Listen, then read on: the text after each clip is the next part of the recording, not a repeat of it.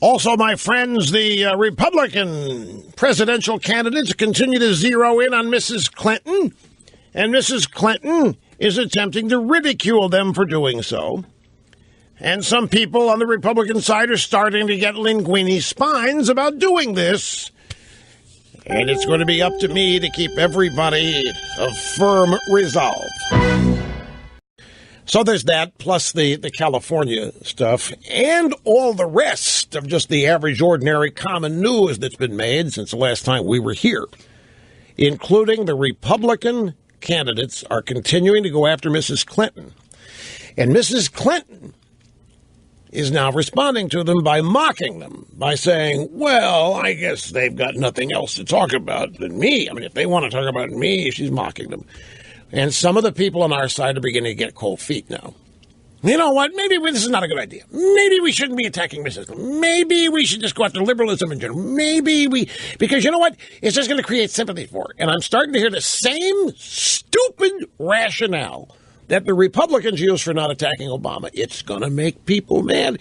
It's going to make people think we're being mean to the woman instead of mean to the African-American president. It's going to make people think that we're extreme, that we're uncooperative. And so I'm seeing this Democrat trick that works on Republicans seemingly every time it's tried to eliminate criticism of the Democrats because somehow it's going to hurt the Republicans.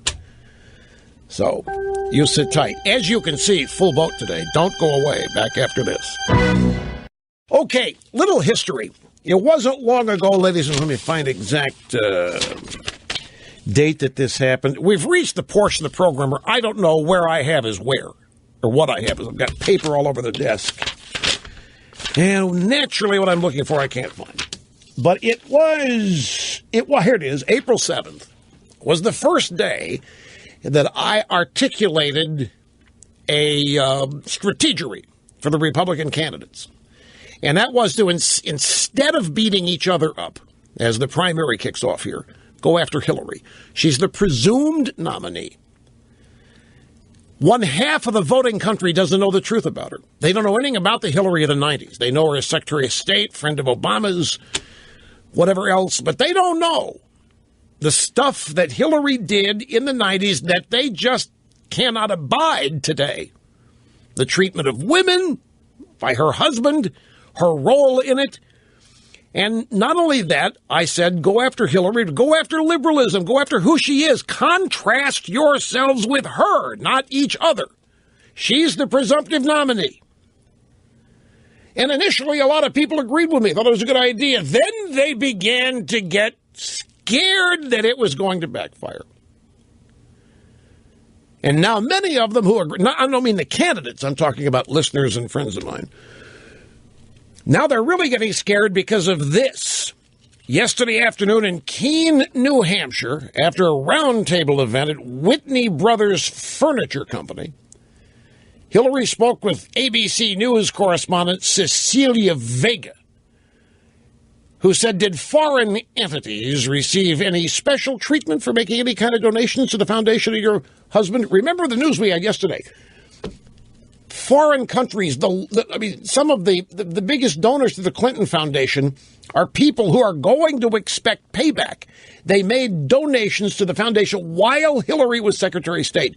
But the amount of money they gave was not because of goodwill and good works. They gave money expecting her to become president and pay it back somehow. There's no question. So she'd been asked about it. Here was her answer. Well, we're back into the political season, and therefore we will be subjected to all kinds of distraction and attacks, and I'm ready for that. It is, I think, worth noting that the Republicans seem to be talking only about me. I don't know what they'd talk about if I weren't in the race. So you see, and now we have people on our side. See, Rush, it's backfiring. It's back. Mrs. Clinton's now called them out. I said, yeah, so what are we going to do? We're now going to not criticize Hillary, just like we haven't criticized Obama, because the press is going to come at us. We're not going to criticize Hillary because it'll anger women. We're not going to criticize Hillary because it will anger the independents. We're not going to criticize Hillary because it will leave too many things that we have to discuss unexposed. Or what? I mean, it's, when the original strategery was announced, right on. It makes perfect sense. She's the presumptive nominee. Do not destroy each other. Go out and expose her. Of course she's going to try to mock the critics. And so will the media. Of course she's going to try to belittle it. It's natural that she would say, if it weren't for me, they wouldn't have anything to talk about, which is flat out BS. Did the Democrats ever stop going after Mitt Romney? Did the Democrats ever stop going after George W. Bush? Do the Democrats ever stop going after anybody? Why is it always incumbent on us? The first time a Democrat responds to our criticism, you know what, we better stop. Yeah, we need to go after liberalism in general. We need to go after, just leave Hillary alone. We don't need to be giving her all this attention. We most certainly, it's time to change this strategy that's rooted in fear. I don't want to say cowardice, because I'm not quite sure that's what it is.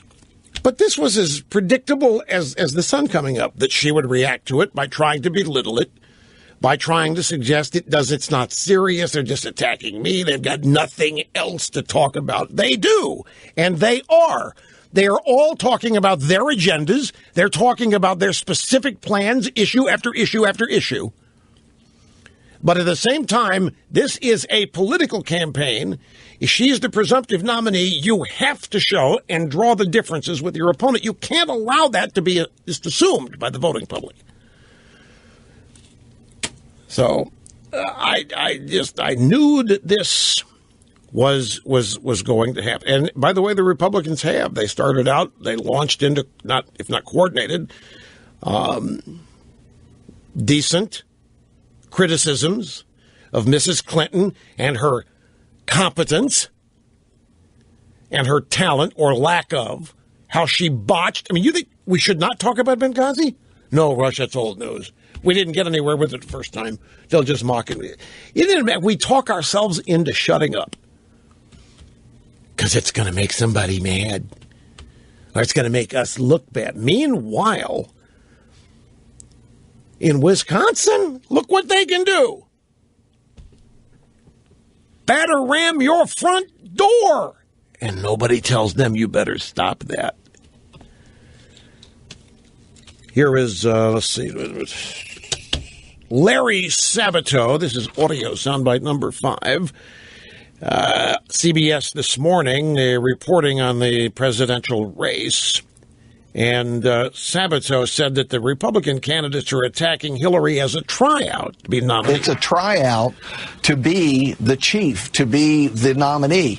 And the one thing the Republican nominee has to do is not be afraid to take on Hillary Clinton in a very blunt, direct way. Well, exactly right. I don't know about the tryout aspect, but he's exactly right. You can't be afraid to take her on. Yeah, but Rush, you told all of them do it.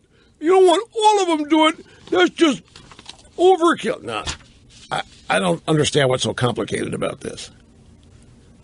So the minute the media or the minute Hillary starts making fun of them for a criticism, see, I told you, Rush, it was going to backfire. Oh, so now we're going to let the media determine our strategery. I'm never going to come to grips with this fear. I've been frustrated by this fear of criticizing Obama. Well, Rush, they'll call you a racist. I've had all that happen for 27 years. I'm still here. Yeah, but you couldn't get elected to anything. I'm not running for anything.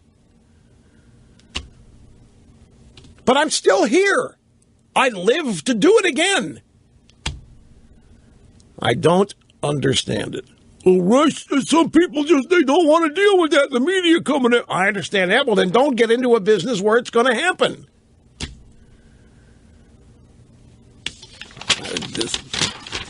Here's Scott Walker. This is last night on the Kelly File on the Fox News Channel. She said, obviously, you're trying to paint Hillary as out of touch. And already we're hearing that not just from you, but from regular folks that Hillary's out of touch. But what is the evidence, Scott, that she's out of touch? You look at a whole pattern of things out there, even the way she reacted to the emails. I mean, I think the fact, instead of saying, hey, this was a mistake, it was almost like when she stood in front of the UN and talked about this, like she couldn't believe that she actually had to respond to that. When you look at saying you were dead broke when you came out of the White House, when she had a book deal pending and 2 houses out there, when she talked about not having driven for 18 years, I think those are all things that everyday people really wonder, what is this that they're talking about? This is not someone who's connected with everyday Americans. Yeah, the Clintons now have, are you ready for this? The Clintons have a net worth that is projected to be in the neighborhood of Mitt Romney. Romney's is said to be $250 million. The Clintons are in the $150 to $200 million range. Has anybody asked how they got that money as opposed to how Romney earned his? The Clintons have been bought and paid for.